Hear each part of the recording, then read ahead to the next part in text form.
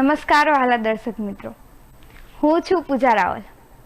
કેસરી પરિવારમાં આપનું સ્વાગત છે. આપણે વાત કરીએ કે પરિવારમાં સંપ હોય તો સંપૂર્ણ પરિવારને લોકો પૂજે છે અને તેવો જ પરિવાર એટલે દેવોના દેવ મહાદેવ ભોળિયાનાથનો હમણાં જ ભાવભક્તિ તથા આરાધના સાથે શ્રાવણ માસ પૂર્ણ થયો, જેમાં અનેક શિવાલયોમાં ભોળાનાથનું પૂજન કરવામાં આવ્યું.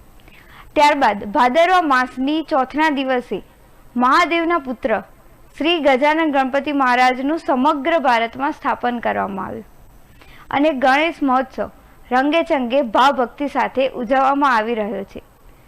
ભાદરવા બાદ આસો મહિનામાં ભગવતી સ્વરૂપ એવા પાર્વતીજીના નવલા નોરતા ઉજવવામાં આવશે. એમ આવી રીતે સમગ્ર પરિવારનું સનાતની લોકો પૂજન કરે છે.